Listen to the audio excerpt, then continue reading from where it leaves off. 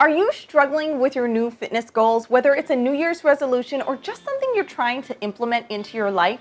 Well, in this video, I'm going to help talk you through it so we can assess your goals, help you stay motivated with a few tips. Welcome back, ladies. My name is Tabitha. I'm here to help all you busy ladies juggling jobs, careers, kiddos with no real time to exercise. I'm going to give you exercise tips, tricks, routines, and even product reviews to help make fitness a part of your life.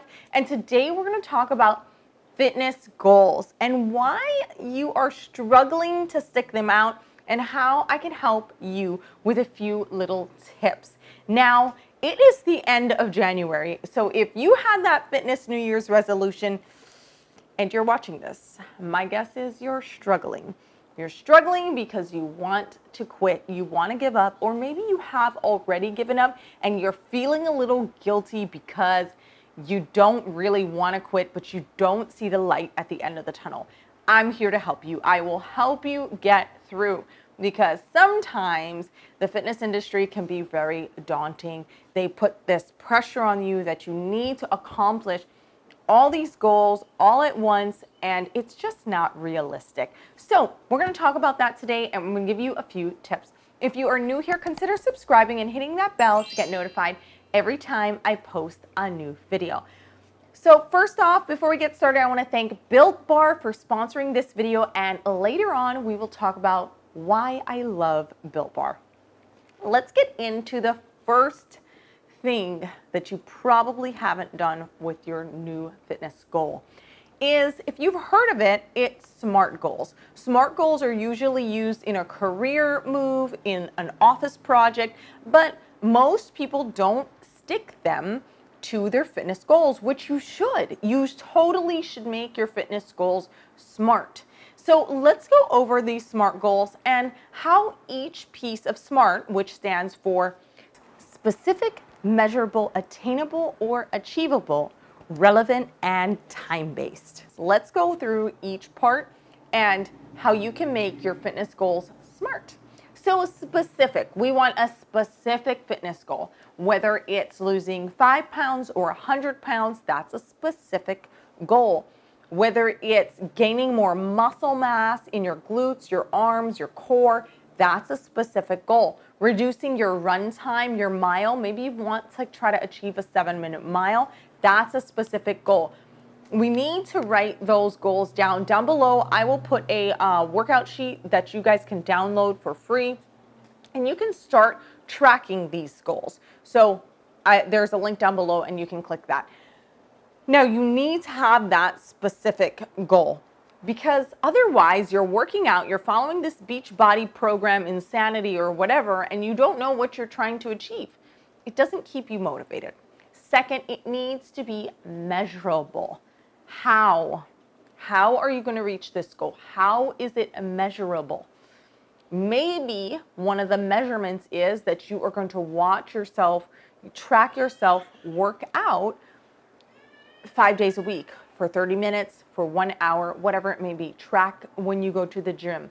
Maybe you're going to measure how many more push-ups you can get. So your goal is to do 20 push-ups straight, and you're going to measure how many push-ups you can get done. So you want it to be measurable. Otherwise, if you're not measuring something, and that's where that sheet down below is going to help you. If you're not measuring, you don't know if you're actually meeting those goals. You could be working out 5 days a week, but you don't know where you started and you don't know where you're going. Very important. One thing you can do to measure your goals that I have done is I made myself a little habit tracker. There's some habits that I want to track, so track your fitness habits. Achievable or attainable. This is probably where a lot of you are missing the mark. And I know that your goals might be, I'm going to reduce my run time, I'm going to get more push-ups, I'm going to build my glutes, I'm going to lose this belly fat, I'm work out 5 days a week, 1 hour a day. I'm never going to eat junk food ever again. So all of those goals are amazing goals to have. They're all specific, they're all measurable goals, but are they realistic goals? Are they realistic? We just came out of December where a lot of people, including myself, was like, I'm going to eat the extra cookies. I'm going to have the hot chocolate. I'm not going to work out as much today or this month because I want to enjoy the holidays. When you take that and you go into an extreme where I'm not going to eat any junk food ever again, and I'm going to work out 5 days a week, an hour a day, you're setting yourself up for failure. I don't want to tell you that, but it needs to be told, because this is what the fitness industry doesn't tell you. Do you know that the fitness industry knows that there's going to be a large percent, I'll put it here, a large percent of people are going to fail, and they bank off of that failure because you're going to come back and you're going to spend again. The fitness industry actually banks on your failure. I don't bank on your failure. I want you to succeed. I need you to look at your goals and I need you to be realistic. Are they attainable? Are they attainable? All those goals are really attainable, but are they attainable in 2 months? Probably not. And so you're setting yourself up to fail, and you're hurting yourself because you're like, I just started, I've been doing my hour a day for the first week, and then I just can't maintain that. And because I can't maintain that, I feel like a failure. Or because you can't maintain that, you're not going to reach those goals. Not true. You don't need to work out an hour a day to reach goals. That's not how it works. Everybody's body's different. Our bodies are incredible. Our bodies can do so many things, and you don't even need to work out an hour a day. I love working out an hour by myself, an hour and a half. I love it. Not realistic anymore for my season of my life. So let's really look at those goals. Are they attainable? So let's talk about relevant. Are these goals relevant to your life? Basically, it's the why. Why do you want to accomplish a better run time? Why do you want to eat healthier? Is it to lose weight, look better, feel better? What is the why? Do you have a date that you're set that you want to look great by?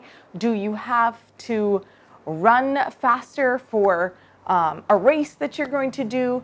What is the why? When you attach a why or you make a goal relevant to your life, then you're more likely to be emotionally attached to it and achieve it. So make sure your goals are relevant to your life. Don't just say, I want to run a 5-minute mile for fun. I mean, you can do that, but it's not as emotionally driven. Therefore, you're not going to take that goal as serious as if you're trying to run a 5-minute mile because you want to be the next Olympian or whatever that goal might be. So make your goal relevant.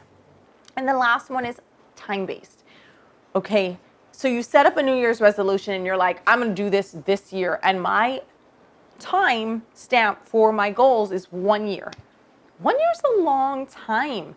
You are likely to quit because you're like, I can't even see the light at the end of that tunnel. A whole year? I gotta work out an hour a day for a whole year? Oh my gosh, I quit already. I quit. It's too long. So let's set up achievable, realistic goals that are short time spans. How about we do 2-month goals? So the first 2 months, I'm going to reduce my run, or I'm going to learn to run. I'm going to go out there, I'm going to walk every day, and I'm going to go from a walk to run program, and that's all I'm going to focus on for the first 2 months until I can consistently jog. Or maybe for the first 2 months, I'm going to do 15-minute workouts every day. That's it, just 15 minutes. And we're going to see if we can maintain that for 2 months. Interruptions. Totally life. Okay, so once you reach that first goal that's only maybe 2 months long, make it 2 months, make it short, make a short goal. Then you take the next step and you say, okay, I was able to work out for 15 minutes every single day for 2 months. So now I'm going to add in X, Y, Z, whatever else it is that you want to add in. Now, let's relate this to food. Going cold turkey on all that holiday food. Now you're not eating any snacks. Instead, let's make it a goal to not eat candy for 2 months, but allow yourself other little snacks, or not drink soda for 2 months. And then you meet that goal, and then you add another little one. It's like stair steps. Take these small steps, and then eventually when you get to the top of the staircase, you're gonna look back and you're gonna be like, wow, I did it. Versus running up the staircase and falling back down because you lost your footing. Let's take it one step at a time, making those goals smart. So the next thing we're going to talk about is habits. Habits fall completely in alignment with your SMART goals, especially for being realistic and for being time-based. Now, habits they used to think took 21 days to form, but they recently did a study and they found that everybody varies. Surprise, surprise. So habits can take anywhere from 18 days to 254 days to form. So if you don't have your habit formed in the first month of your fitness goals and resolutions, don't feel bad, because the majority of people probably don't have them formed either. So let's take an average of this, which is 66 days, so a little over 2 months. Let's say that in a little over 2 months, you can get your habits formed. And that would be a pretty good goal. So just to remember that you're going to have to work at it. That habit is not going to come naturally to you. I am trying to create some habits in my life with reading my Bible and journaling every day. And it's really hard. It's really, really hard to put new habits and make that time for it. So just know that everybody's got some habits that they're working on, and fitness is going to be a habit. So maybe some things to help remind you is put an alarm on your phone. Set yourself up for success. Get up every morning and put on fitness gear. That's how I start most of my days. Unless I know I'm going grocery shopping, I am always in fitness wear because I have kids. I'm a stay-at-home mom. I do YouTubing and other things at home. But my times that I work out throughout the day vary. If I am in fitness clothes already, it is easier for me to go, oh my gosh, the baby fell asleep. I can hurry, I can run, and I can get a workout in. Set yourself up for success. And maybe it's as simple as waking up and putting on fitness gear. But maybe you're the type of person that likes to look good during the day. I don't really care. I don't barely brush my hair. I'm a mess. I barely put on makeup except for if I'm recording. So my hair is always in a ponytail. Like, I'm a bum, okay? So for me, it works. But find something that's going to help increase your chances of getting that habit happening in your life, right?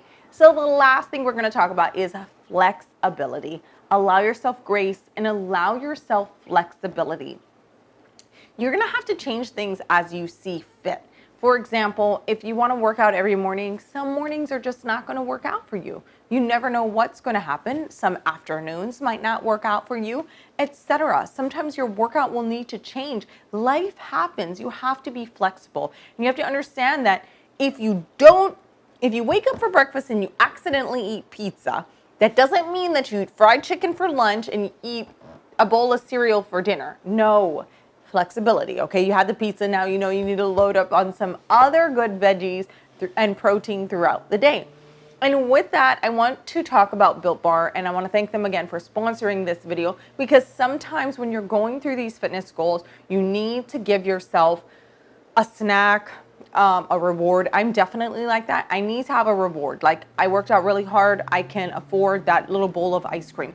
Well, Built Bars are extremely delicious. They are almost just like a candy bar, but except they're not a candy bar. They taste phenomenal. These Built Bars are coated in chocolate, and the inside is whey protein mixture, which gives you about 17 grams of protein per bar. And the highest calorie is actually my favorite right now, which is, oh look, the peanut butter is too, the German chocolate cake, which is 180 calories per bar, which is nothing, because this is pretty much just protein and a little bit of dark chocolate on the outside. They are so phenomenal. So if you need a delicious snack, turn to something like a Built Bar that's gonna fulfill that craving of that snack, that dessert, but it's actually gonna be good for you. This peanut butter bar that it's peanut butter brownie bar. Oh, so good. This has 19 grams of protein and only 5 grams of sugar. What's so amazing about these bars is that they have 18 different flavors. 9 of them have nuts in them and 9 of them are nut free. I am a coconut peanut butter chocolate lover, so those are my category of Built Bars, but they also have flavors like banana bread and carrot cake and cherry Garcia, which that one I haven't tried, but I think I'm gonna have to. So what's really good about these bars too is that the texture is consistent throughout every bar. When you break them apart, it's like this gooey, fudgy caramel in the center, kind of like a Snickers bar center, except not all the peanuts in it, and it's just so delicious. My favorite way to enjoy them is pop them in the microwave for 10 seconds. They come even creamier and more delicious, but they're so good. Again, I want to thank Built Bar for sponsoring this video today. And for that, if you click the link below and use the coupon code, you'll get 20% off your first order. So that is flexibility. Allow yourself a snack, something that you're going to enjoy. I know that I love to have chocolate in my life, and so the Built Bars have helped me because they're delicious, they're chocolatey. So that gives me that snack that I need, that reward system. Maybe a reward system for you is going to be something else. Figure out what that is and allow that to motivate you, to propel you to keep on going through these goals. You can do it. Everybody's been in your shoes, depending. Okay, so let's recap. You can totally reach your fitness goals. Let's make them smart.